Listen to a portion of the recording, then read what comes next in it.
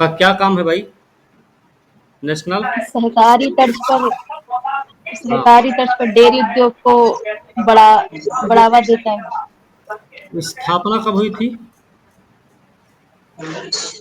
1970। बहुत बढ़िया। अभी स्लोवाकिया के नए राष्ट्रपति बनाए गए हैं पीटर पेलेग्रिनी। तो क्या आप हमें ये बता सकते हैं कि स्लोवाकिया से सीमा साझा करने वाले देश कौन कौन से हैं और इनकी पार्टी का क्या नाम है? पार्टी पार्टी सर वामपंथी वामपंथी हलास। हलास है। वामपंथी हलास पार्टी है। इससे सीमा साझा करने वाले देश कौन कौन से हैं?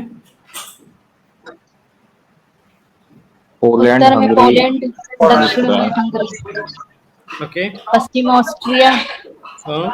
और पूर्व में यूक्रेन। और चेक रिपब्लिक तब कहाँ पड़ता है इसका? उत्तर में पोलैंड सर। के पास। उत्तर में ही पड़ता है, लेकिन इसको अगर मान लीजिए ऑप्शन में उत्तर पश्चिम आ जाए तो वो भी आप ऑप्शन में ध्यान रखना, ठीक है? उत्तर पश्चिम भी हो सकता है थोड़ा सा, क्योंकि उत्तर पश्चिम में भी खिसकते हैं, ठीक है? एक चीज और याद रखना, स्लोवाकिया के उत्तर में कारपेथियन पर्वत भी स्थित है। कारपेथियन पर्वत आपको कहाँ मिलेगा? स्लोवाकिया के उत्तरी क्षेत्र में, ठीक है? और यही नहीं, यहाँ पे पीनिनी नेशनल पार्क भी देखने को मिल जाएगा और वेस्ट बेस्किट्स भी देखने को मिलेगा। यह उत्तर साइड में ही देखने को मिलेगा, ठीक है? कुछ ये हैं, इनके बारे में आपको पता रहना चाहिए। ओके। इसकी राजधानी क्या है स्लोवाकिया की? स्लोवाकिया की ब्रातिस्लावा। ब्रोतिस्लावा। ब्रातिस्लावा, ठीक है? अब आपको पता है स्लोवाकिया के बीचों बीच में आप देखेंगे लो टाट्रा माउंटेन्स, मतलब पर्वत, और एक देखेंगे माउंट चोपेक भी देखने को मिलेगा बीचों बीच में, माउंट चोपेक, ठीक है? लिटिल कार्पेथियन माउंटेन स्लोवाकिया के उत्तर पश्चिमी क्षेत्र में नजर आएगा। जोआर्न की माउंटेन आपको, ये भी थोड़ा सा उत्तर में ही है, उत्तर पश्चिम क्षेत्र में नजर आता है ये भी, ठीक है? इसकी राजधानी है ब्रातिस्लावा, है ना? ये ब्रातिस्लावा इसकी राजधानी है। और यहाँ की मुद्रा का क्या नाम है? यूरो। वेरी गुड, ठीक है, ध्यान रखना। अभी गेल को कौन सा अवार्ड दिया गया है, कौन सा पुरस्कार दिया गया है? CIDC विश्वकर्मा। Very good. क्यों दिया गया इसको? सर बरौनी गुवाहाटी में पाइपलाइन बिछाया। प्राकृतिक गैस पाइपलाइन परियोजना के लिए दिया गया है। इसकी लंबाई कितनी है? बरौनी गुवाहाटी प्राकृतिक गैस पाइपलाइन की लंबाई कितनी है? 418 किलोमीटर। ओके। किस परियोजना के तहत इसका निर्माण हुआ है? प्रधानमंत्री ऊर्जा गंगा पाइपलाइन परियोजना। पाइपलाइन परियोजना के तहत स्थापना हुई है 1984 में। गैस उत्खनन करने वाली शीर्ष तकनीकी संस्था है, नई दिल्ली में मुख्यालय है, पेट्रोलियम प्राकृतिक गैस मंत्रालय के अधीन महारत्न श्रेणी की केंद्रीय सार्वजनिक क्षेत्र का उपक्रम भी है, ठीक है? अभी रूस में आपातकाल लागू किया गया है। रूस में आपातकाल लागू किया गया, क्यों?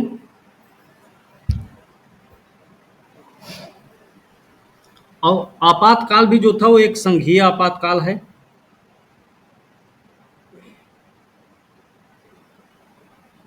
और ये आपातकाल लागू करने का कारण है यूराल नदी में बाढ़ आना, है ना? यूराल नदी में बाढ़ आ गई थी, बाढ़ के कारण। यूराल नदी की बात करें तो इसको देखेंगे तो रूस थोड़ा बहुत कजाकिस्तान के साथ रूस और कजाकिस्तान के बीच में सीमा का निर्धारण भी करती है। रूस और कजाकिस्तान होते हुए ये कैस्पियन सागर में जाकर गिरती है। यूराल जो नदी है रूस कजाकिस्तान होते हुए कहाँ जाके गिर रही है? कैस्पियन सागर में। रूस और कजाकिस्तान के बीच में सीमा का निर्धारण भी करती है 2 बार। ये भी आपको पता होना चाहिए, ठीक है। इसकी उत्पत्ति कहाँ से हो रही है?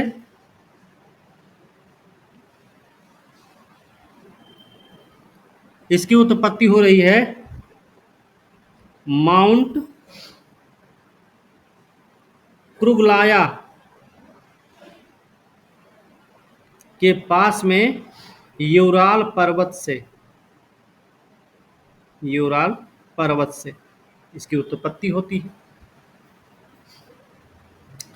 याद रखना, यूरोप में वोल्गा और डेन्यूब, वोल्गा सबसे बड़ी, डेन्यूब दूसरी सबसे बड़ी, फिर यूराल जो है ना तीसरी सबसे बड़ी नदी है यूरोप। सहायक नदियां कौन कौन सी हैं इसकी? कुसुम, कुसुम इसकी सहायक है। डेरकुल सहायक है इसकी। इरटेक इसकी सहायक है। उटवा इसकी सहायक है। और एलेक इसकी सहायक नदी है। ठीक ना? इतना हमें पता होना चाहिए। रूस से सीमा साझा करने वाले देश कौन कौन से होंगे फिर? देखो, रूस से मंगोलिया भी साझा करता है सीमा। चीन भी थोड़ी बहुत सीमा साझा करता है। कजाकिस्तान तो है ही है, लंबी चौड़ी सीमा साझा करता है। कैस्पियन सागर से भी रूस की सीमा लगती है। ठीक है, तो ये भी हमको याद रखना है। फिलहाल लिख लीजिए चाहे तो, रूस के साथ सीमा साझा करने वाले क्षेत्र कौन कौन से हैं।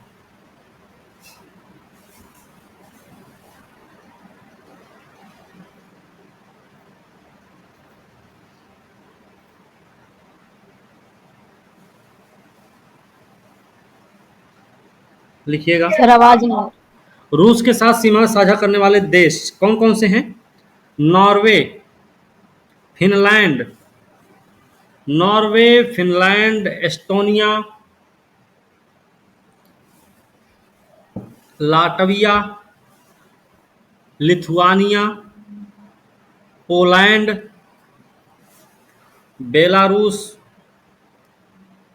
यूक्रेन, जॉर्जिया, अजरबैजान, कजाकिस्तान, चीन, मंगोलिया, उत्तर कोरिया और कैस्पियन सागर। ठीक है ना? कैस्पियन सागर भी इससे सीमा साझा करता है। लिख लीजिए, कैस्पियन सागर, काला सागर, ओखोटस्क सागर, ओखोटस्क सागर,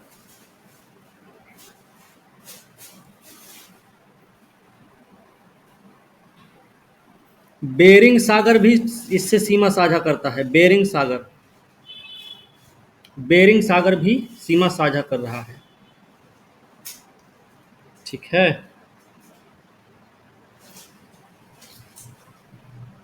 और जापान सागर भी सीमा साझा करता है। ठीक है, जापान सागर भी सीमा साझा करता है।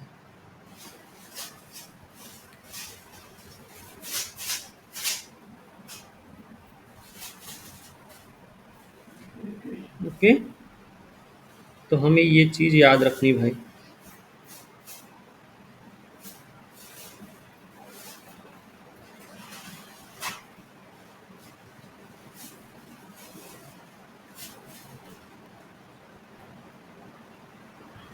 चलिए,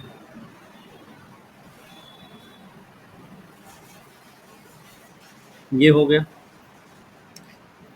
ये विश्व का सबसे क्षेत्रफल के मामले में विश्व का सबसे बड़ा देश है, आपको पता है ना? यस। साथ ही साथ यूरोप का सबसे अधिक आबादी वाला देश भी है।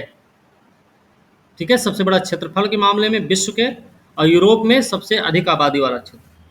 मॉस्को राजधानी है, रूबल इसकी मुद्रा का नाम है। भारत अभी हाल फिलहाल में ना, भारत का दूसरा वैश्विक बंदरगाह चर्चा में रहा। कहां पर है ये?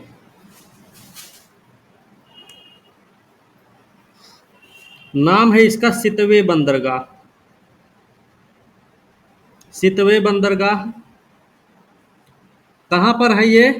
तो म्यांमार में है भाई, म्यांमार में है। किसको मंजूरी मिली है संचालन करने के लिए? देखिए, विदेश मंत्रालय द्वारा मंजूरी दी गई है, याद रखना, विदेश मंत्रालय द्वारा मंजूरी मिली है। और किसको दी गई है? इंडिया पोर्ट्स ग्लोबल लिमिटेड को मंजूरी दी गई है इसके संचालन के लिए।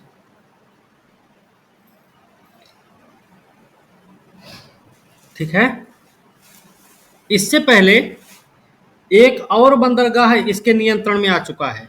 नाम क्या है उसका? चाबहार बंदरगाह। कहां पर है ये? ईरान में है भाई। चाबहार बंदरगाह को भी मंजूरी मिली है इसी को संचालित करने के लिए। लेकिन अंतर यह है कि चाबहार बंदरगाह के सिर्फ 2 टर्मिनल का यूज किया जा सकता है, वहीं सितवे बंदरगाह का पूरी तरह से यूज हो सकता है। ठीक है, अब ये इंडिया स्पोर्ट्स ग्लोबल लिमिटेड क्या है?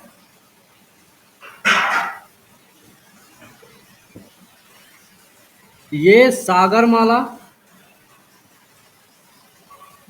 डेवलपमेंट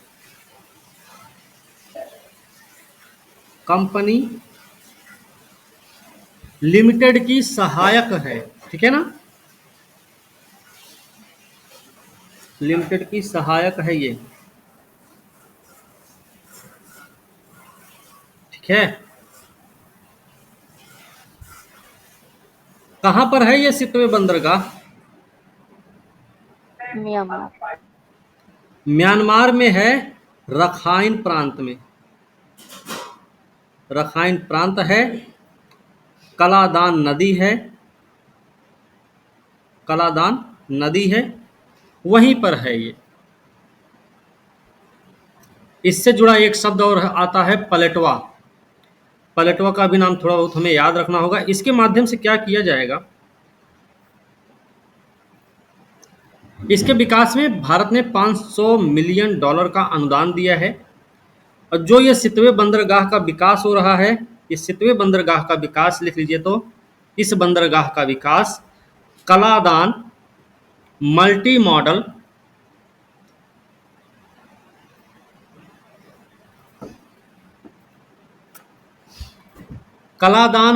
मॉडल ट्रांजिट ट्रांसपोर्ट परियोजना के अंतर्गत किया जा रहा है।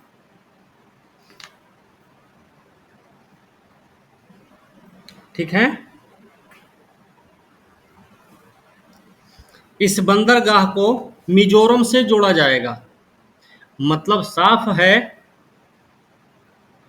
कि पूर्वोत्तर क्षेत्र में कनेक्टिविटी को बढ़ावा मिलेगा इस बंदरगाह के माध्यम से। जैसे जब जाना होता था ना, तो ऐसे कलकत्ता, ऐसे ऐसे फिर ऐसे करके ऐसे इतना चलना होता था, फिर इधर वाले एरिया में पहुंचना होता था। बड़ी लंबी चौड़ी दूरी तय करनी पड़ती थी। अब क्या करना है, यहाँ से जहाज निकलेगी, सीधे पहुंचेगी यहाँ पे, और यहाँ से सीधे पूरा कर लेगी अपना। ठीक है, यहाँ से जो है ना, यहाँ से सड़क भी है इसमें जोड़ी गई। ओके, और याद रखना, त्रिपुरा और मिजोरम तक माल पहुंचाने में जो परिवहन लागत होती है, जो लॉजिस्टिक लागत होगी, उसमें कमी आएगी। बात क्लियर है?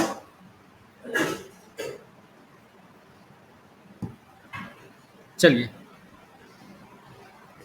अभी एक वर्ष मनाया जा रहा है, प्रौद्योगिकी अवशोषण का वर्ष। अवशोषण का वर्ष क्या है ये?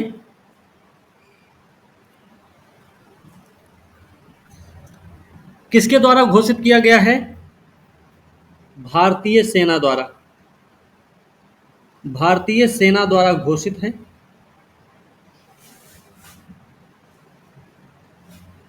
ठीक है, 2024 को भारतीय सेना द्वारा प्रौद्योगिकी अवशोषण का वर्ष घोषित किया गया है। इसमें क्या क्या शामिल होगा, लिख लीजिए। शामिल क्या क्या होंगे? कृत्रिम बुद्धिमत्ता, एआई लिख सकते हैं हम। Drone, drone AI, drone, sensor, robotics, robotics, hypersonic हथियार, हाइपरसोनिक हथियार प्रणाली, ये सारी चीजें इसमें शामिल रहेंगी। एक चीज और याद रखना, सेना द्वारा ही 2023 को कौन सा वर्ष घोषित किया गया था? सेना द्वारा ही घोषित किया गया था परिवर्तन का वर्ष।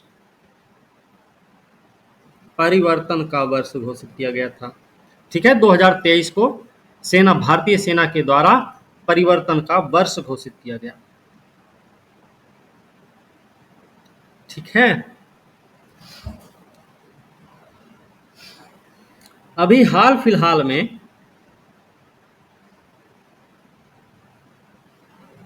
भारतीय तटरक्षक बल,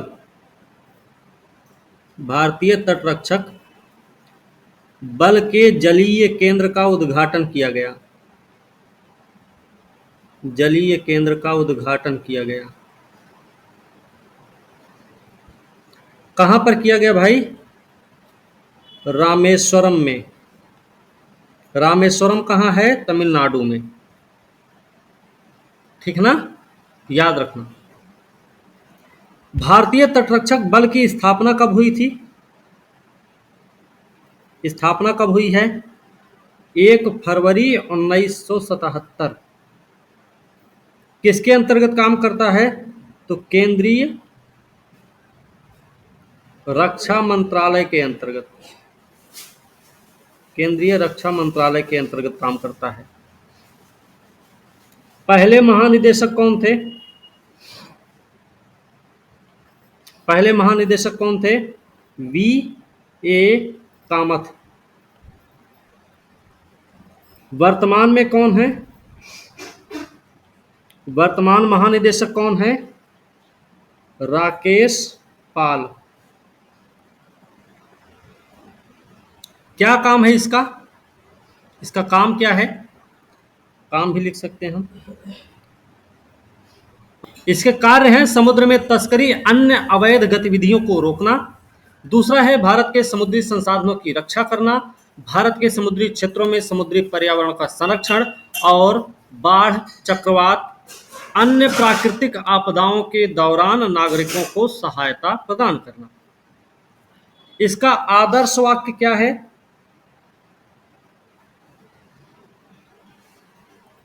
वयम रक्षाम, वयम रक्षाम। हेडक्वार्टर कहां भाई? नई दिल्ली। ठीक है, इसके 5 क्षेत्रीय कमांड सेंटर हैं। 5 क्षेत्रीय कमांड सेंटर हैं, कमांड केंद्र। कहां कहां पर हैं? पश्चिमी कमांड कहां है? मुंबई। उत्तर पश्चिम कमांड कहाँ है? गांधीनगर। गांधीनगर। पूर्वी कमांड कहाँ है? चेन्नई। उत्तर पूर्वी कमांड कहाँ है इसकी? कलकत्ता, कोलकाता लिख लीजिए। और अंडमान निकोबार, अंडमान निकोबार कमांड कहाँ पर है? पोर्ट ब्लेयर में।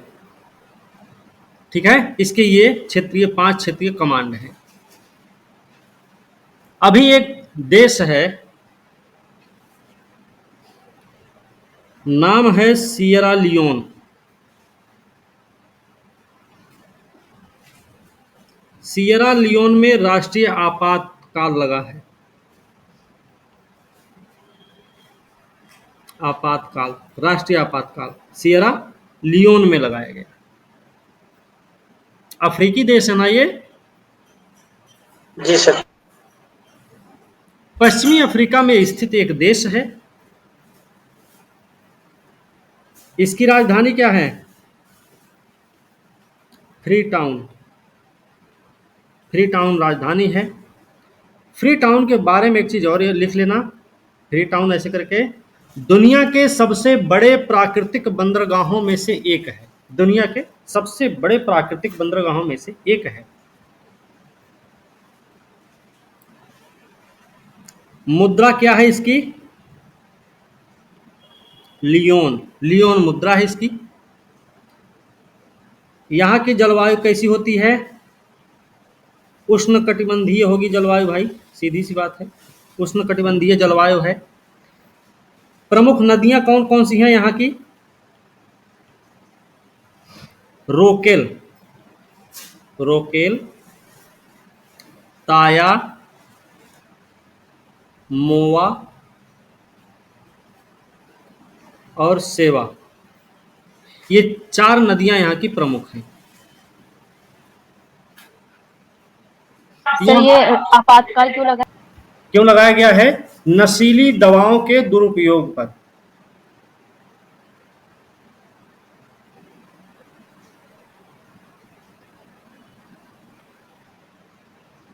ओके,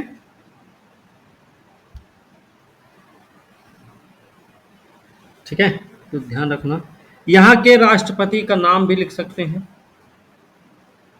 राष्ट्रपति कौन है यहाँ पे? नाम लिख लो राष्ट्रपति का, जूलियस माडा बायो। जूलियस माडा बायो।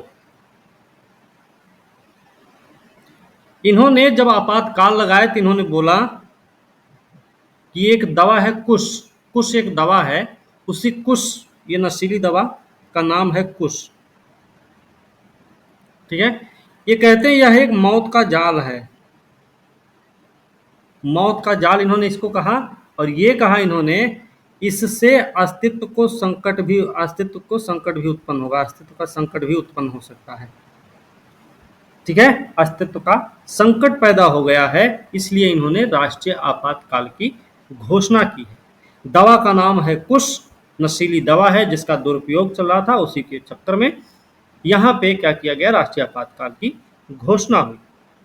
राष्ट्रपति का नाम है जूलियस माडा बायो। इन्होंने इसे मौत का जाल भी कहा और कहा है कि इससे अस्तित्व का संकट पैदा हो गया है। ठीक है, चलो भाई। वैसे यहाँ पे खनिज बहुत सारे पाए जाते हैं। ठीक है, खनिज यहाँ पे मिलते हैं, हीरा, सोना, बॉक्साइट, रूटाइल। रूटाइल भी यहीं पे पाया जाता है। रूटाइल जो होता है ना, टाइटेनियम डाइऑक्साइड जिसको बोलते हैं रूटाइल। ठीक है, ये पश्चिमी अफ्रीका में स्थित है। कहाँ पे है? पश्चिमी अफ्रीका में है, मतलब अटलांटिक महासागर के तट पे होगा ये, है ना। अगर ये पश्चिमी अटलांटिक महासागर के तट पे है तो इसकी सीमा अटलांटिक महासागर को जरूर टच कर रही है ना। इसका मतलब यही हुआ। तो आप इसका इसकी सीमा से लगे हुए देश लिख लो। सीमा पर कौन कौन है इसके? गिनी। गिनी कहाँ है? उत्तर पूर्व में। लाइबेरिया, लाइबेरिया कहाँ है?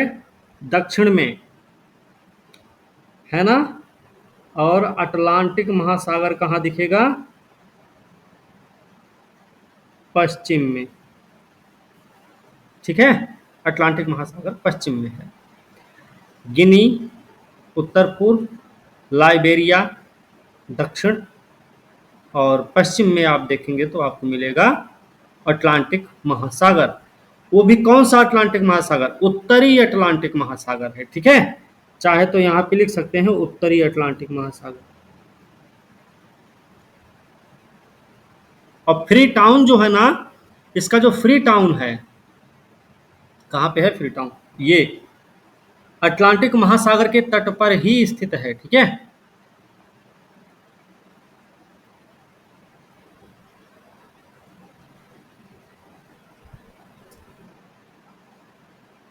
इक्ष्वाकु, इक्ष्वाकु काल के सिक्कों की खोज हुई है, सिक्कों की खोज हुई है। इनके जो सिक्के हैं ना, वो शीशे के भी बनाए जाते थे। कहां पर मिले होंगे ये? फड़ीगिरी में, फड़ीगिरी में। फड़ीगिरी कहाँ है? तेलंगाना में है। सूर्यापेट जिला है ये, सूर्यापेट जिला है, तेलंगाना राज्य है, फड़ीगिरी जगह है जहां पर सिक्के मिले हैं। और ये जो सिक्के हैं ना, ये कैसे सिक्के हैं? शीशे के सिक्के हैं भाई, शीशे के सिक्के हैं। इनके एक तरफ है हाथी, एक तरफ हाथी बना हुआ है, और दूसरी तरफ क्या मिलेगा?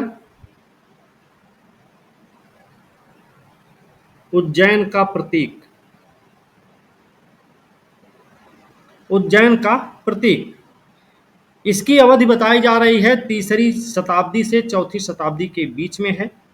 अच्छा, फड़ीगिरी जो जगह है, इस फड़ीगिरी का क्या मतलब होता है? फड़ीगिरी क्या होता है भाई? फड़ीगिरी कोई पर्वत नाम। सांप के फन की पहाड़ी, इसका अर्थ है ये, ठीक है। ये जो फड़ीगिरी है ना, गुड इवनिंग सर। ये फड़ीगिरी एक बौद्ध स्थल है, प्रमुख बौद्ध स्थल है फड़ीगिरी। ध्यान रखना, यहाँ पर आपको क्या क्या मिलेगा? बौद्ध स्थल है भैया, तो यहाँ पे मिलेगा महास्तूप, महास्तूप, चैत्य गृह मिलेगा यहाँ पे, यहाँ पर विहार भी पाया जाएगा। ये सारी चीजें भी यहाँ पर मिली हुई हैं। अब ये जो फड़ीगिरी है ना, ये पश्चिमी और पूर्वी तट को जोड़ने वाले प्राचीन व्यापार मार्ग पर स्थित एक बौद्ध मठ है। बात समझे? पूर्वी और पश्चिमी तट को जोड़ने वाले प्राचीन व्यापार मार्ग मतलब दक्षिणापथ पर स्थित एक बौद्ध मठ है फड़ीगिरी। ओके।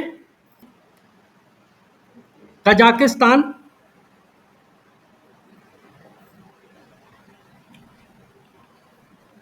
अंतरराष्ट्रीय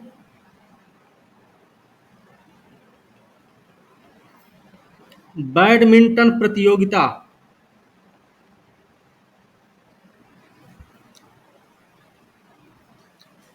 ठीक है।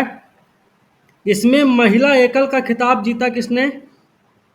महिला एकल में नाम है अनुपमा उपाध्याय, अनुपमा उपाध्याय विजेता रही। अब पुरुष एकल में कौन रहा है?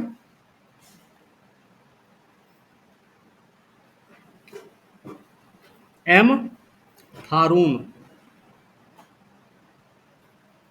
ठीक है। अनुपमा उपाध्याय ने किसको हराया है? ईशरानी बरुआ को कितने से हराया इनको, लिख लो ये भी, 21-15, 21-16 से हराया है। ये विजेता हैं, ठीक है। अनुपमा उपाध्याय कैसे भी लिख लो, हम नहीं जानते कैसे लिखोगे, विजेता, ये भी विजेता है भाई। इन्होंने किसको हराया है, सुन जू वेन को, सुन जू वेन को, ये मलेशिया के रहने वाले हैं, इनको इन्होंने हराया है। कितने से हारे हैं ये हारे हैं 21-10 और 21-19 से। ओके, सर ये ईशरानी बरुआ कहाँ की है? ये जो सुन जू वेन है ना, ये 8वीं वरीयता प्राप्त खिलाड़ी हैं। मलेशिया वाले जो हैं वो 8वीं वरीयता प्राप्त खिलाड़ी हैं, ठीक है। ओके,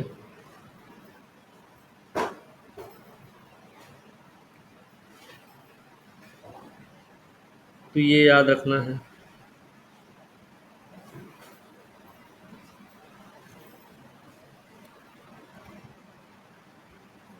सुविधा पोर्टल क्या है ये,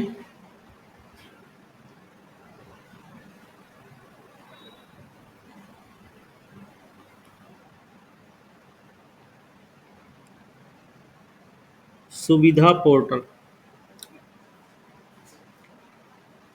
किसने विकसित किया इसे, विकास किसने किया इसका, ECI लिख लीजिए, भारत निर्वाचन आयोग द्वारा, ठीक है। सुविधा जो पोर्टल है ना, ये एक तकनीकी समाधान है, याद रखना, तकनीकी समाधान है, भारत निर्वाचन आयोग द्वारा इसको विकसित किया गया है। क्या करेगा लिख लीजिए, तो यह रैलियों का आयोजन, अस्थायी पार्टी कार्यालय खोलने, अस्थायी पार्टी कार्यालय खोलने, हेलीकॉप्टर वाहन परमिट प्राप्त करने और पर्चे बांटने की अनुमति प्रदान करता है।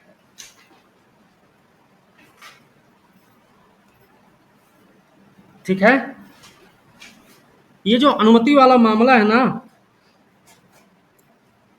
ये किस पर आधारित है, लिख लीजिए,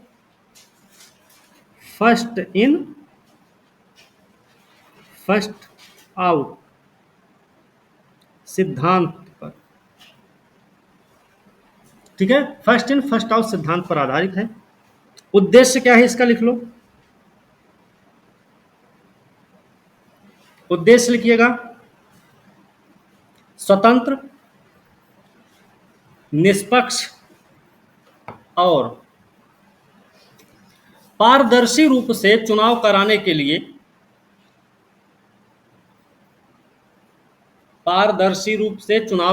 लिए, सभी राजनीतिक दलों को समान अवसर प्रदान करना। ओके,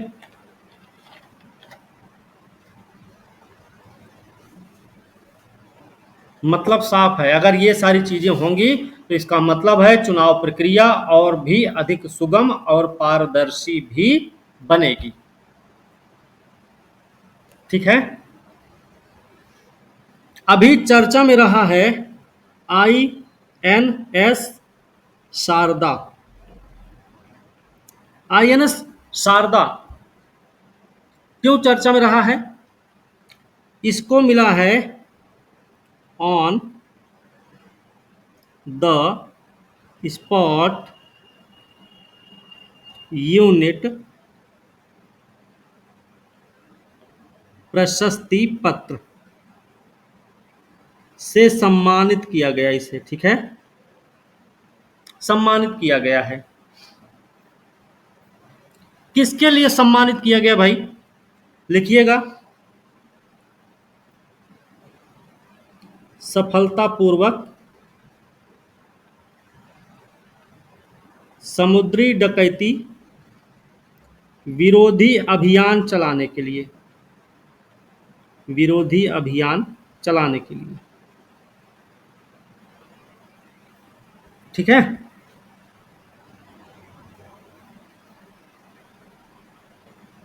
ये कहाँ शामिल, अभी हाल फिलहाल में किसी कार्यक्रम में शामिल भी हुआ था, लिख लीजिए। तो यह ईरानी जहाज, ईरानी जहाज ओमारी के सभी, ओमारी के सभी चालक दल के सदस्यों की, चालक दल के सदस्यों की सुरक्षित रिहाई में शामिल था।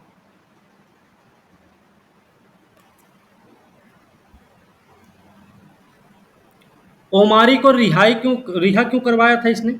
ओमारी के साथ ऐसा क्या हो गया था भाई? इसके बारे में लिखो। सोमालिया के पूर्वी तट पर, सोमालिया के पूर्वी तट पर समुद्री डाकुओं द्वारा बंधक बना लिया गया था। ठीक है।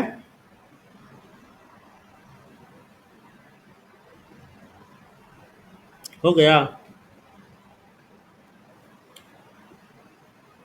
यस। लिखिएगा आईएनएस शारदा क्या है? सुकन्या श्रेणी का गश्ती जहाज है। ये सुकन्या श्रेणी का गश्ती जहाज है। क्यों तैनात किया गया है? कहां पर तैनात किया गया है?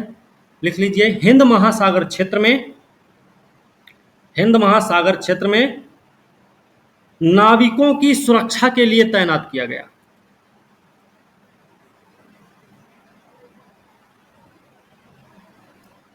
कार्यरत है 1990 से 22 अगस्त 1990 से कार्यरत है। निर्माण किसने किया था?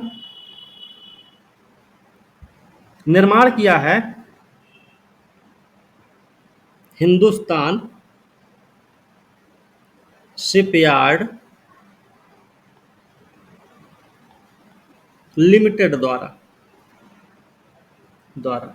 ठीक है।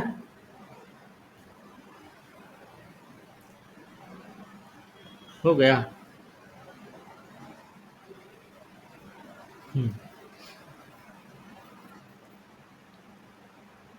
अभी क्या हुआ ना, सितार और तानपुरा, लिखो तो, सितार और तानपुरा को जीआई टैग दिया गया है।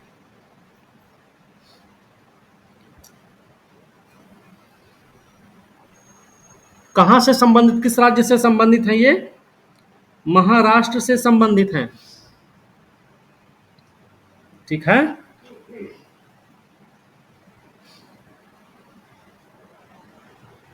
ओके। अब ये दोनों कहां बनाए जाते हैं? महाराष्ट्र में एक संस्था है मिरज, मिरज में बनाए जाते हैं ये।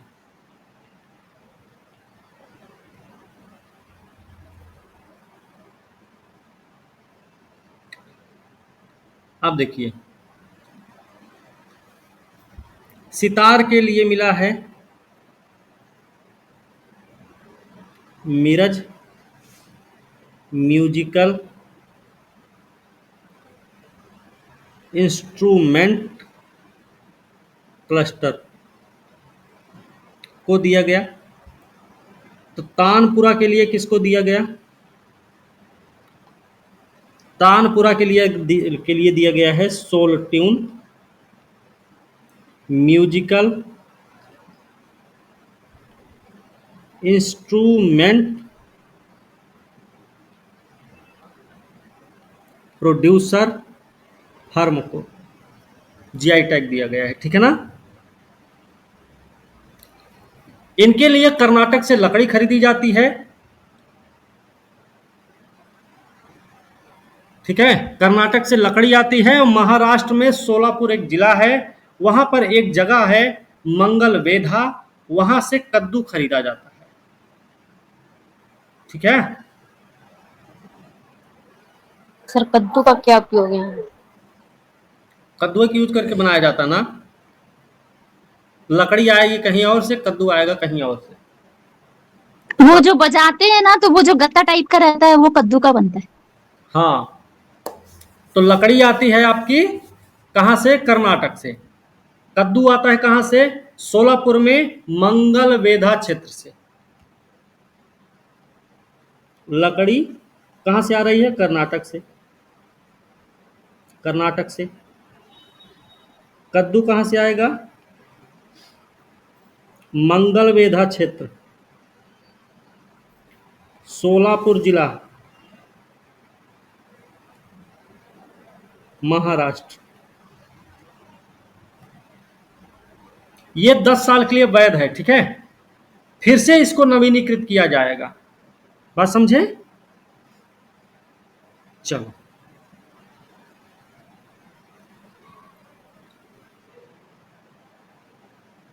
एक लास्ट टॉपिक करेंगे आज का, फिर बंद कर देंगे। ठीक है,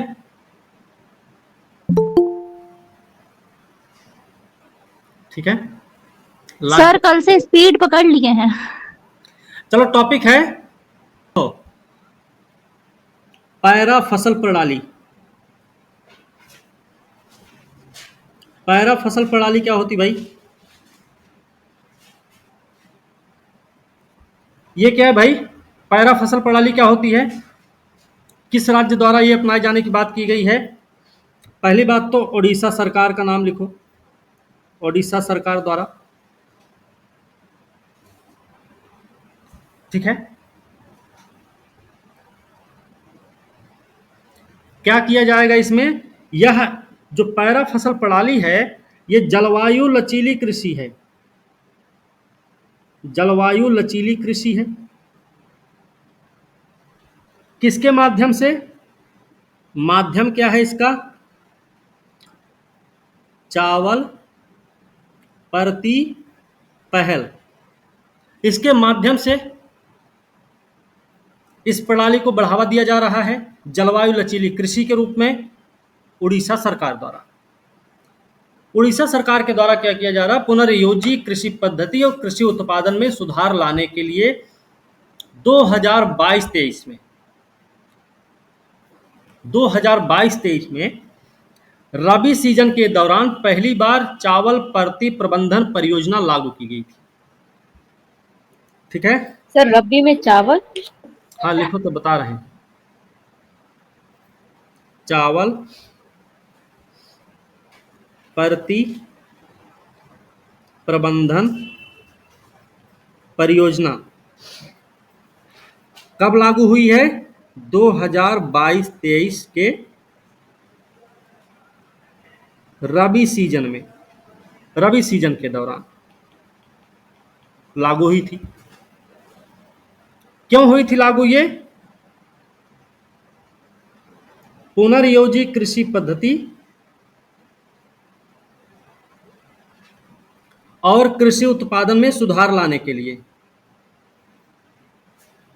उत्पादन में सुधार लाने के लिए।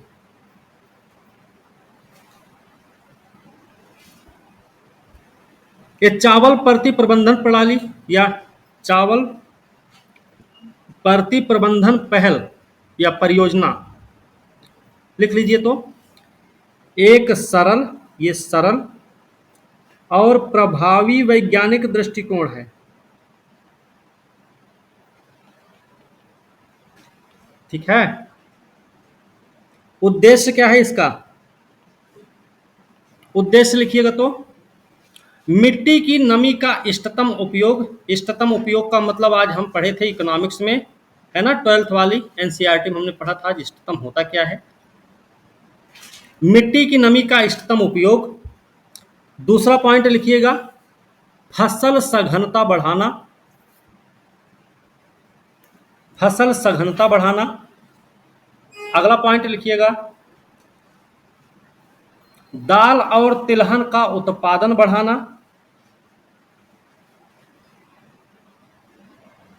दाल और तिलहन का उत्पादन बढ़ाना। अगला पॉइंट, मिट्टी के स्वास्थ्य को बनाए रखना, मिट्टी के स्वास्थ्य को बनाए रखना। अगला पॉइंट, उपज के लिए बेहतर बाजार उपलब्ध कराकर, उपज के लिए बेहतर बाजार उपलब्ध कराकर किसानों की आय में वृद्धि करना।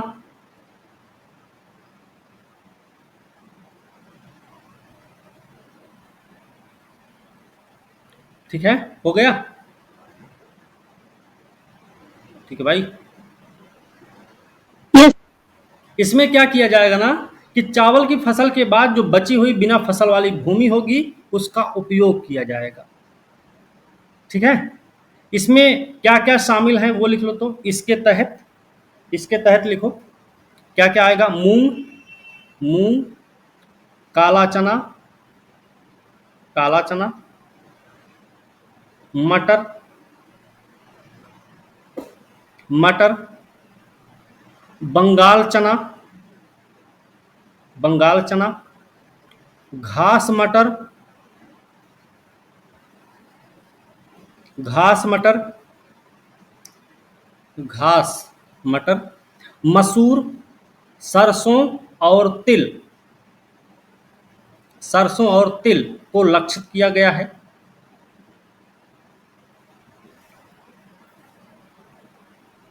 और लिख लीजिएगा सभी 30 जिलों में क्रियान्वित है, मतलब उड़ीसा में 30 जिले हैं टोटल।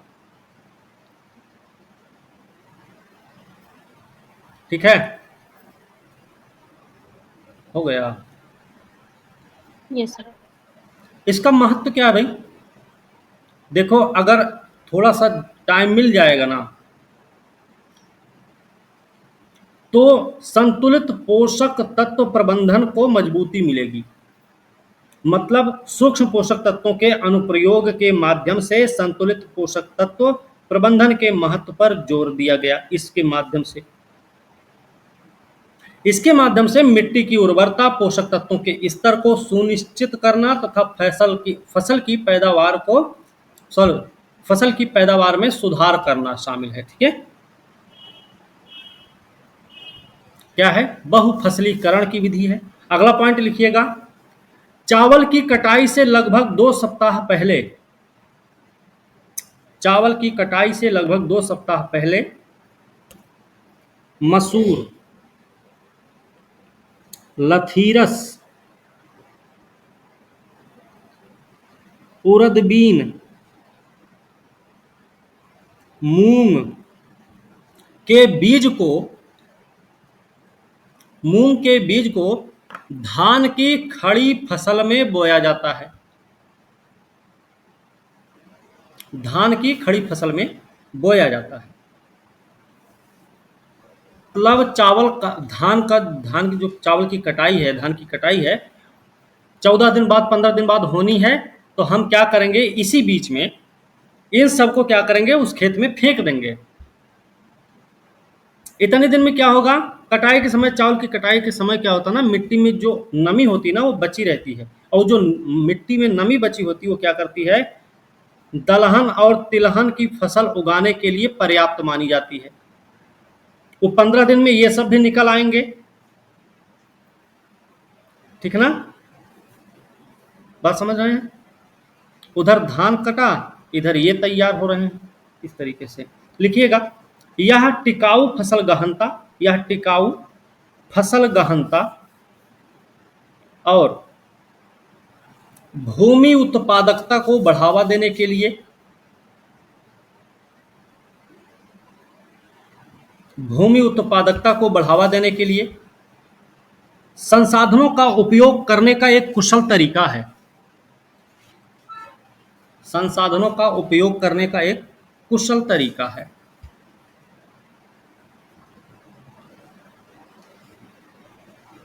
हो गया? यस। अगला पॉइंट लिखिएगा,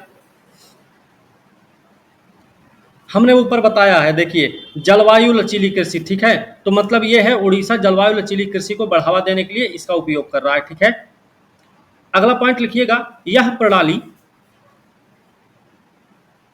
यह प्रणाली पूर्वी उत्तर प्रदेश, बिहार, पूर्वी उत्तर प्रदेश, बिहार, पश्चिम बंगाल, छत्तीसगढ़ और उड़ीसा में प्रचलित है।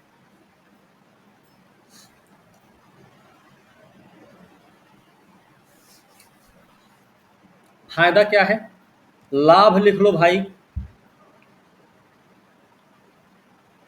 लाभ है चावल की कटाई के बाद जोड़ीदार फसल से, जोड़ीदार मतलब चावल के साथ मसूर, चावल के साथ लथीरस, चावल के साथ मूंग, चावल के साथ उड़दबीन, जोड़ीदार फसल से मसूर की अधिक पैदावार होती है।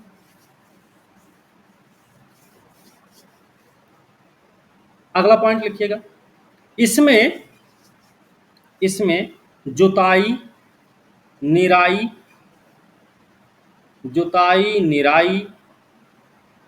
सिंचाई और उर्वरक जैसे कृषि संबंधी अनुप्रयोग की आवश्यकता नहीं होती। कृषि संबंधी अनुप्रयोग की आवश्यकता नहीं होती। अगला पॉइंट भी लिख लीजिएगा। इसमें चावल की किस्म दाल की उत्पादकता तय करती है।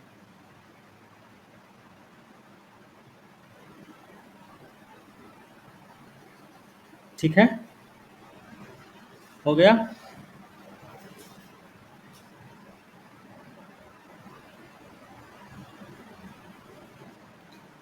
तो भाई जीवन निर्वाह मजदूरी फ्रेमवर्क की बात करेंगे। पहला टॉपिक आज का जीवन निर्वाह मजदूरी फ्रेमवर्क। ठीक है, क्या है जीवन निर्वाह फ्रेमवर्क, मजदूरी फ्रेमवर्क क्या है? चर्चा में क्यों रहा है? केंद्र सरकार ने सहायता मांगी है। केंद्र सरकार द्वारा सहायता मांगी गई। किससे मांगी गई भाई? ILO से, अंतर्राष्ट्रीय श्रम संगठन से तकनीकी सहायता मांगी है। अंतर्राष्ट्रीय श्रम संगठन से तकनीकी सहायता मांगी है इन्होंने। ठीक है, क्या मतलब है इसका? लिखिएगा। 2025 तक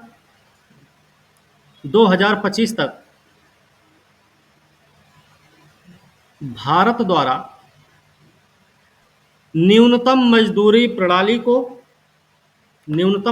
प्रणाली को जीवन निर्वाह मजदूरी के साथ बदलने की योजना बनाई जा रही है। ठीक है, हो गया। रिपीट कर दीजिए एक बार। मजदूरी प्रणाली को जीवन निर्वाह मजदूरी के साथ बदलने की योजना बनाई जा रही है, जिसका प्रमुख उद्देश्य लाखों लोगों को गरीबी से बाहर निकालना और उनका कल्याण सुनिश्चित करना है। ठीक है,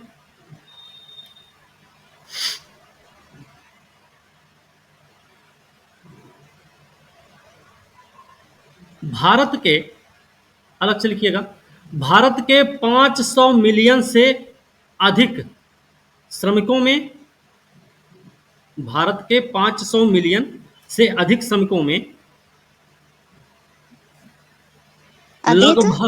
लगभग 90% श्रमिक असंगठित क्षेत्र से संबंधित हैं।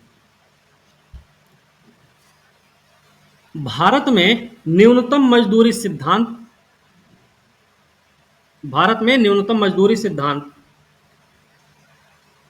का अनुपालन किया जाता रहा है, लेकिन या फिर जिसमें जिसमें 2017 से स्थिरता बनी हुई है।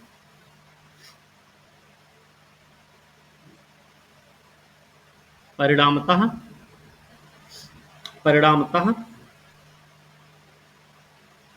2030 तक सतत विकास लक्ष्य को प्राप्त करने के लिए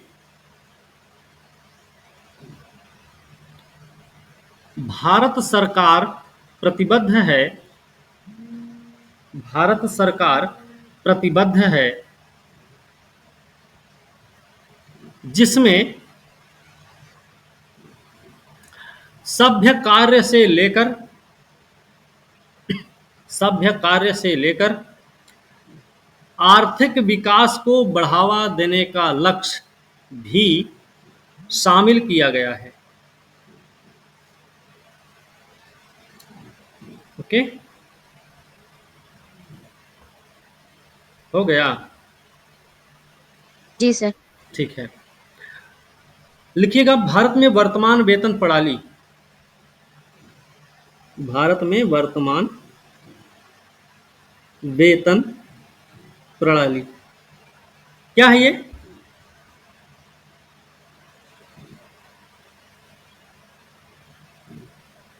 राष्ट्रीय फ्लोर लेवल न्यूनतम वेतन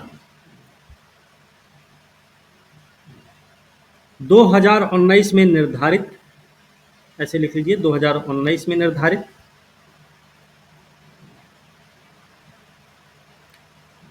संसद द्वारा वेतन संहिता 2019 में सार्वभौम वेतन स्तर का प्रावधान। ठीक है,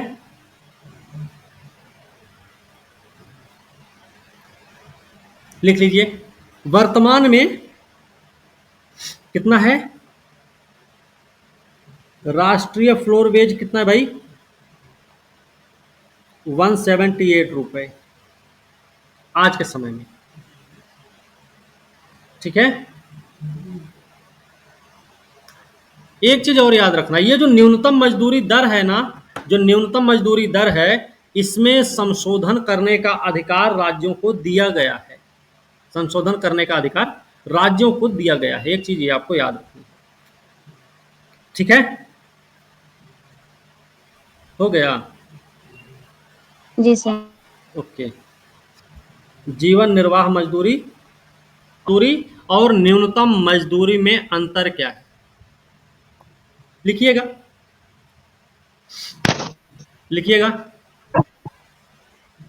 जीवन निर्वाह मजदूरी एक तरफ लिख लीजिए, ऐसे जीवन निर्वाह मजदूरी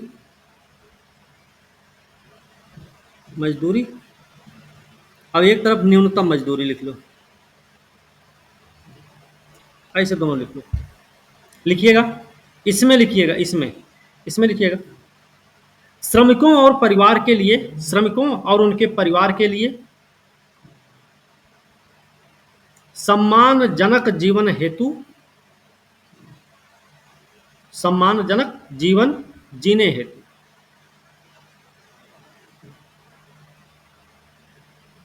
उद्देश्य भी इसका लिख लीजिएगा। ऐसे उद्देश्य क्या है? श्रमिकों की जीवन गुणवत्ता में सुधार। ठीक है, हो गया? इसमें लिखिएगा प्रति घंटे कार्य के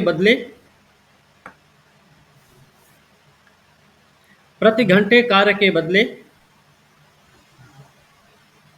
निर्धारित वैधानिक न्यूनतम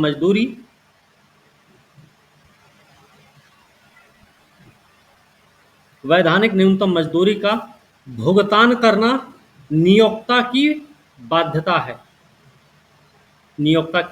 है। ठीक है। उद्देश्य लिख लीजिएगा, उद्देश्य लिखिएगा, श्रमिकों को नियोक्ता के शोषण से बचाना है। बात समझे? दोनों में ये सबसे बड़ा अंतर है, जीवन निर्वाह मजदूरी और न्यूनतम मजदूरी में। हो गया? जी सर। ठीक है। अब अंतरराष्ट्रीय श्रम संगठन के बारे में बात हुई थी, तो ILO के बारे में भी लिख लो थोड़ा बहुत। स्थापना कब हुई इसकी? 1919 में। ठीक है। 1919 में स्थापित हुआ।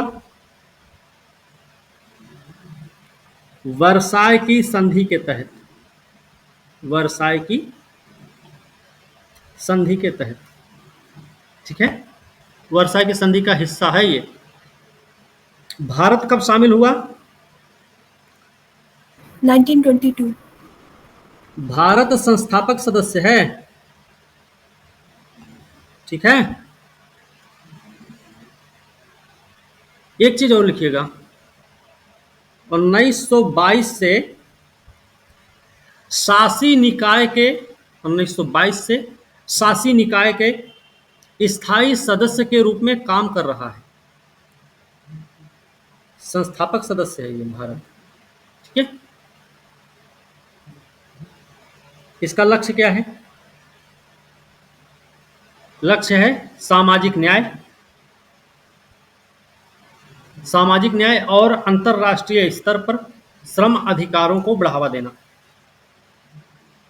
अंतर्राष्ट्रीय स्तर पर श्रम अधिकारों को बढ़ावा देना। हेडक्वार्टर कहाँ है? जिनेवा में। जिनेवा कहाँ है? स्विट्जरलैंड में, ठीक है।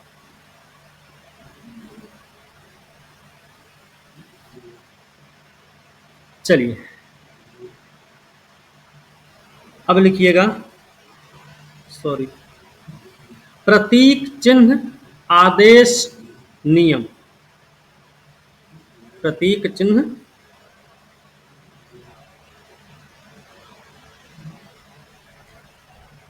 आदेश नियम, ठीक है। लिखिएगा। चर्चा में क्यों रहा है? पहले तो चर्चा में रहने का कारण है ना, चुनाव आयोग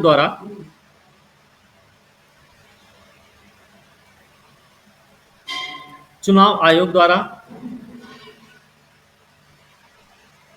तमिलनाडु के तमिलर काची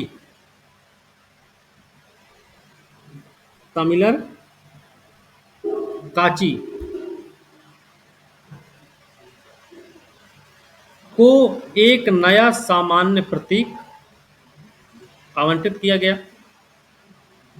सर एक नया सामान्य प्रतीक आवंटित किया गया। जो सामान्य प्रतीक दिया गया वो है माइक, ब्रैकेट में चाहो तो लिख लो। जबकि विदुथलाई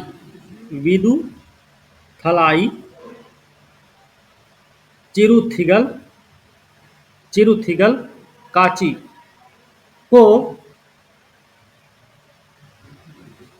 को प्रतीक चिन्ह पॉट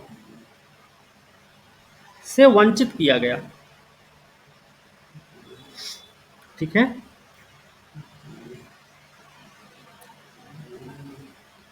हो गया? ऐसा हुआ है, अभी क्या हुआ ना, चुनाव आयोग को जो निर्णय लिया गया, चुनाव आयोग द्वारा चुनाव चिन्ह किसी को दिया गया, किसी का चुनाव चिन्ह छीना गया, तो एक सवाल उस पर आ गया, प्रश्न लगा कि पंजीकृत गैर मान्यता प्राप्त दलों से संबंधित, ठीक है। NTK तमिलर काची जिसको बोलते हैं, NTK को तमिलनाडु में 2019 के लोकसभा चुनाव में 3.9% और 2021 के विधानसभा चुनाव में 6.5% वोट मिले थे इस तमिलर काची को। इसको इस समय एक चिन्ह मिल गया था, गन्ना किसान, इनका पुराना जो वो था प्रतीक चिन्ह क्या था? पुराना प्रतीक चिन्ह क्या था इनका? गन्ना किसान। ठीक है, पुराना इनका चुनाव चिन्ह हुआ करता था।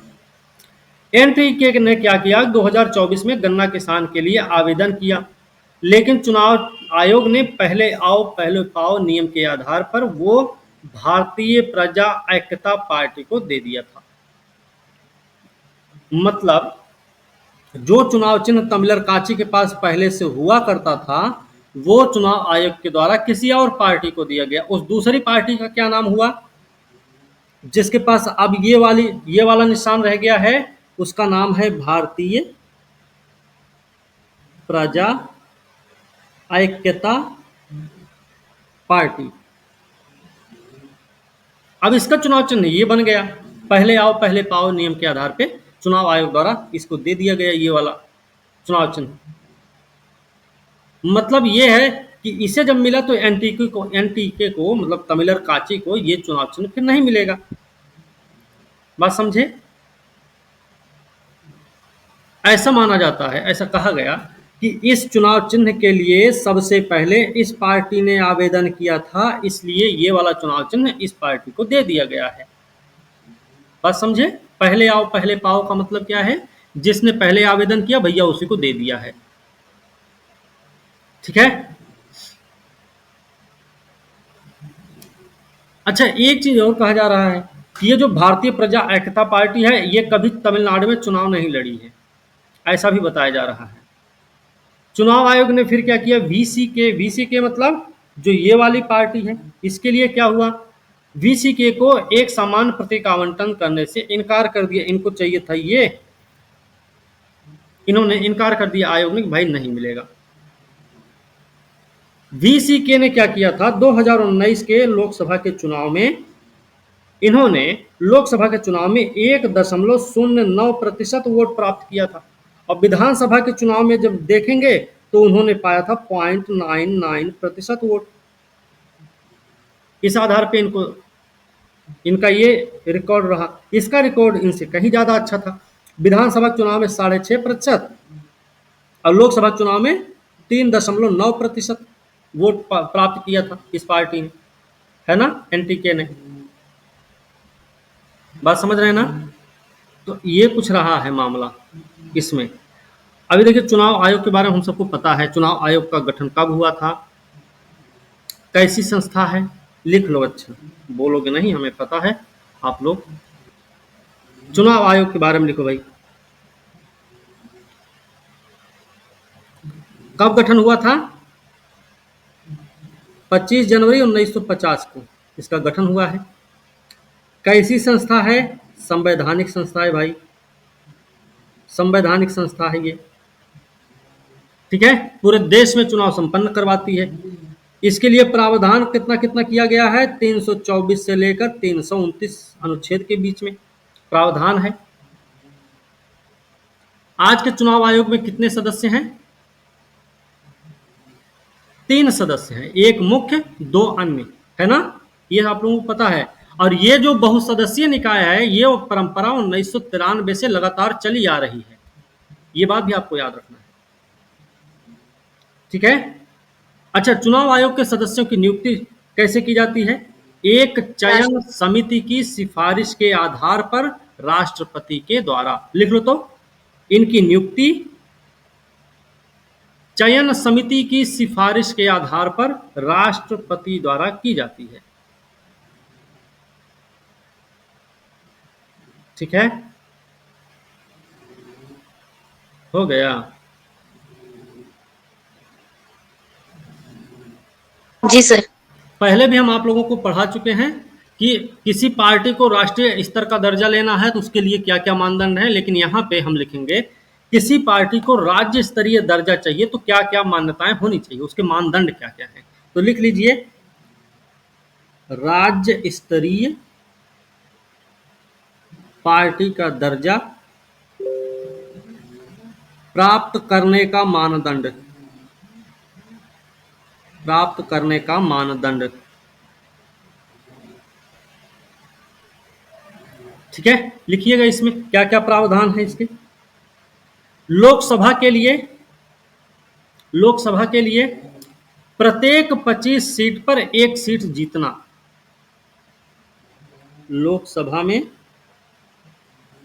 लोकसभा के लिए प्रत्येक 25 सीट पर एक सीट जीतना, पहला प्रावधान। या फिर विधानसभा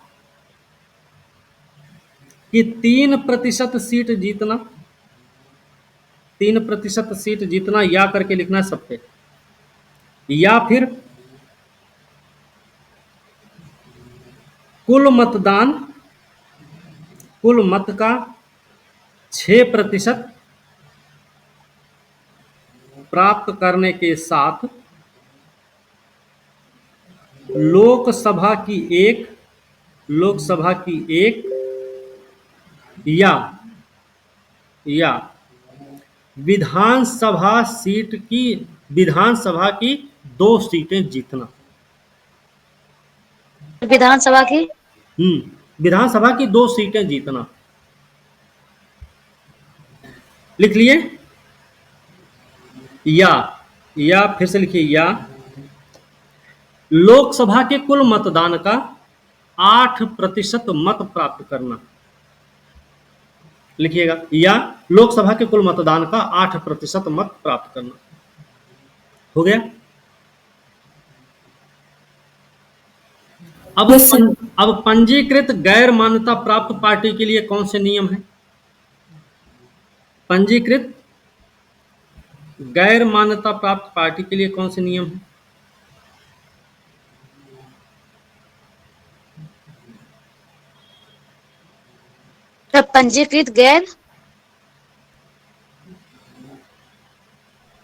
पंजीकृत गैर मान्यता प्राप्त पार्टी के लिए नियम क्या नियम है इसके? कोई भी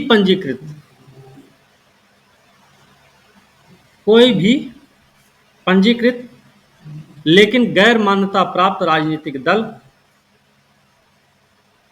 लोकसभा के 2 सीट पर या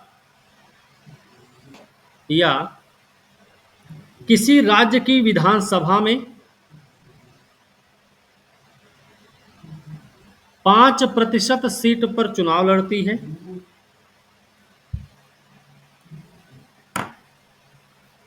तो क्या किया जाता है? उसके लिए जो खाली पड़ा हुआ प्रतीक होगा ना, सामान्य रूप से उसको दे दिया जाता है कि भैया ये तुम्हारा चिन्ह, इससे आप लड़ो।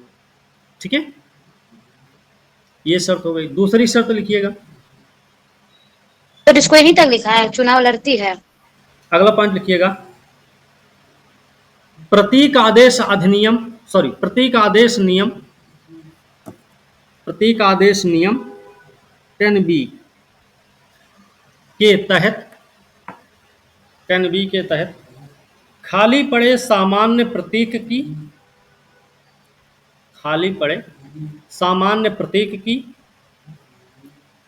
रियायत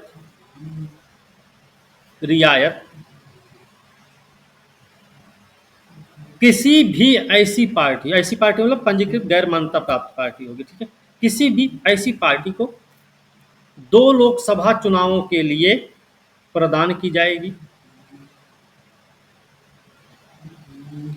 ठीक है, हो गया। अगला पॉइंट लिखिएगा। अगला पॉइंट है, कोई भी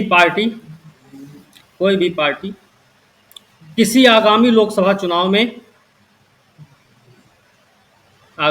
चुनाव में एक सामान्य प्रतीक के लिए पात्र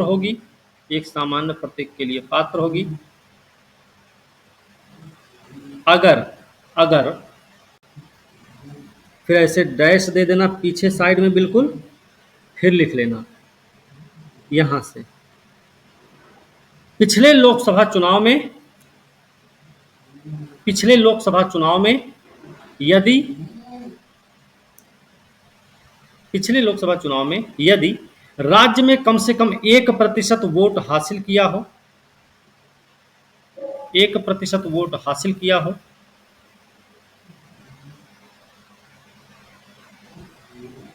ठीक है,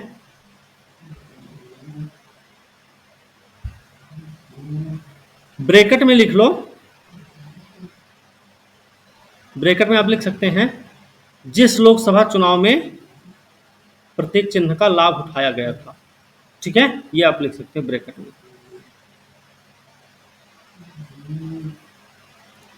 अगला पॉइंट में लिखिएगा, इसी में ऐसे करके लिखना। प्रत्येक चिन्ह का लाभ उठाया गया हो। हाँ, ऐसी गैर मान्यता प्राप्त पार्टी को हर बार निर्धारित प्रारूप में प्रत्येक चिन्ह के लिए आवेदन करना होगा, प्रत्येक चिन्ह के लिए आवेदन करना होगा, ठीक है, जो कि कार्यकाल की समाप्ति से 6 महीने पहले किसी भी समय किया गया हो, ठीक है। कार्यकाल की समाप्ति का मतलब है वो विधानसभा के चुनाव का बात हो, विधानसभा का कार्यकाल की बात हो सकती है, लोकसभा के कार्यकाल की भी बात हो सकती है, ठीक है ना, बात समझे? जी सर। इसका क्या महत्व होता है? प्रतीक का महत्व क्या होता है? प्रतीक का महत्व क्या है, लिखिएगा। दुनिया का सबसे बड़ा लोकतंत्र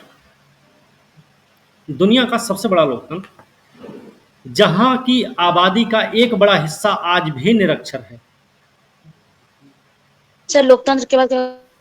दुनिया का सबसे बड़ा लोकतंत्र जहां की आबादी का एक बड़ा हिस्सा आज भी निरक्षर है।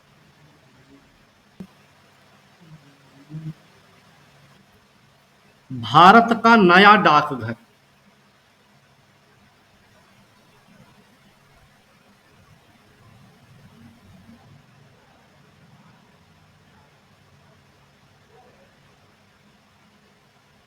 भारत का नया डाकघर कहां पर खोला गया? यूपी में सर।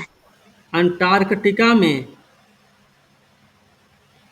उतना दूर? अंटार्कटिका में खोला गया भाई। अब ये जानते हैं ना, अंटार्कटिका में भारत का तीसरा है, ये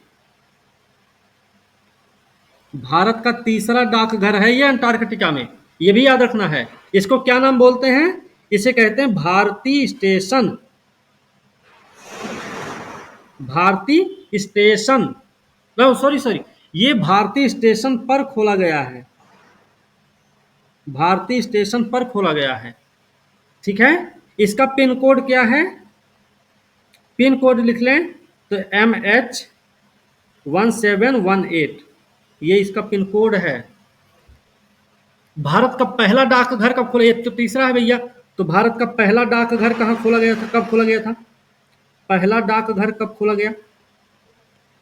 1984 में। कहां पर खोला गया? दक्षिण गंगोत्री पर। दक्षिण गंगोत्री क्या है भाई?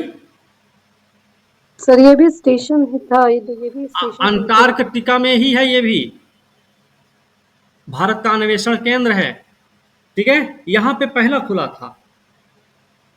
और ये जो दक्षिण गंगोत्री है, इसके बारे में लिख सकते हैं हम लोग कि अंटार्कटिका में भारत का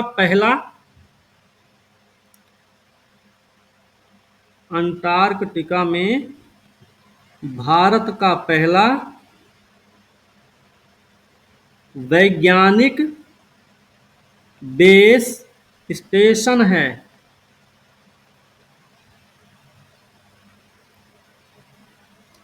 और याद रखना, इसको 88-89 में ना निष्क्रिय कर दिया गया, इसको 88-89 में, ठीक है ना। दूसरा डाकघर कहाँ है? 1990 में खोला गया। कहाँ पे खोला गया? मैत्री पर। मैत्री भी अनुसंधान केंद्र है अंटार्कटिका में, भारत का। ओके, ठीक है, हो गया। सर ये जो यहाँ पे डाकघर होता है सर राज्य में, भारत में, उसी तरह ये भी वहां पे खोला गया सर सेम। हाँ हाँ। इसका काम क्या होगा, तो वहां पे क्यों खोला गया? अरे वहां पे भी तो लोग रहते, चिट्ठी चौपाती नहीं भेजी जाएगी? वहां पे जो लोग रहेंगे उनको वोट वोट देने का वो नहीं रहेगा, वो भी तो वोट देंगे ना भारत में, वो भी अपना वोट दे सकते हैं, उनके लिए कुछ चिट्ठी उट्ठी भेजी जा सकती है, ऐसा भी हो सकता है। एक चीज और याद रखना है इसमें, दक्षिण गंगोत्री बंद हो चुका है अब। कौन कौन सा चल रहा है अंटार्कटिका में इस समय? तो मैत्री चल रहा है और भैया भारती चल रहा है, बस दो स्टेशन अभी कार्य कर रहे हैं। एक गंगोत्री जो सबसे पहले था उसको वो बंद कर दिया गया है, ठीक है, ये याद रखना, यूपीएससी में किसी एग्जाम में अभी हाल फिलहाल में ही पूछा गया सवाल रहा है, ठीक है। ओके, अब लिखिएगा health of the nation report.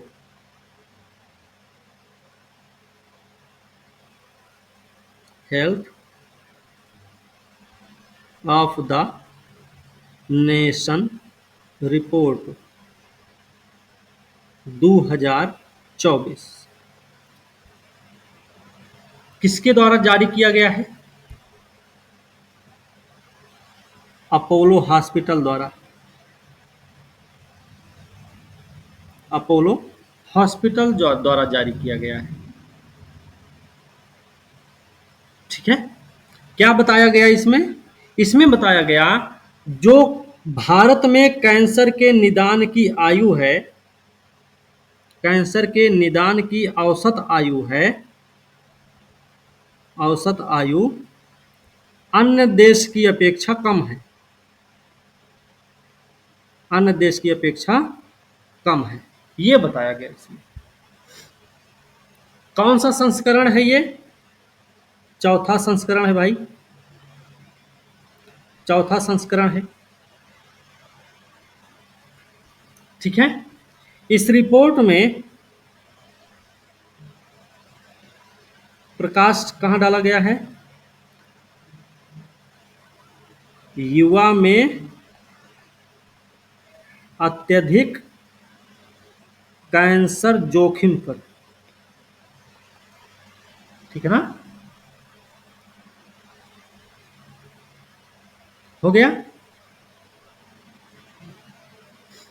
लिखिएगा अगली लाइन, इसी रिपोर्ट के अनुसार बताया गया है, लिखिएगा भारत में स्तन कैंसर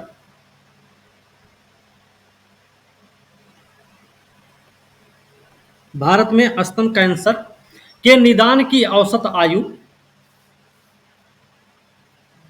स्तन कैंसर के निदान निदान की औसत आयु अमेरिका और ब्रिटेन में, अमेरिका और ब्रिटेन में 63 वर्ष के मुकाबले 52 वर्ष है, ठीक है, 52 वर्ष है, हो गया। सर ये प्रकाश डाला गया है, थोड़ा सा बता दीजिए ना, मेरा नेट। अरे ये जो प्रकाश डाला गया ना, युवा में अत्यधिक कैंसर जोखिम पर को मुख्य रूप से ध्यान केंद्रित किया गया। युवाओं में जो ज्यादा से ज्यादा कैंसर हो रहे हैं वो क्यों ऐसे हो रहे हैं, उस पर ध्यान केंद्रित किया गया मुख्य रूप से, ठीक है। जी सर। अगला पॉइंट लिखिएगा, भारत, भारत की ही बात हो रही, और याद रखना यहां पर भी भारत में की बात हो रही, भारत में स्तन कैंसर, ठीक है, के निदान की औसत आयु की बात है। अगला पॉइंट भी लिखिएगा, भारत में फेफड़ा कैंसर के लिए, भारत में फेफड़ा कैंसर के लिए पश्चिमी देशों के 70 वर्ष के मुकाबले 59 वर्ष है। लिखिएगा कोलन कैंसर निदान आयु कितनी है? 50 वर्ष। स्तन कैंसर बता ही दिए हैं। सर्वाइकल कैंसर, निदान आयु क्या है? 54 वर्ष। ठीक है, ये दोनों चीजें भी लिख लो भाई। अब ये जो ये जो निदान वर्ष लिखा रहा है ये क्या लिखा रहा है, ये नहीं समझ में आ रहा है। एक चीज और याद रखना, ये जो कोलन कैंसर है ना, ये युवाओं में देखा जाता है।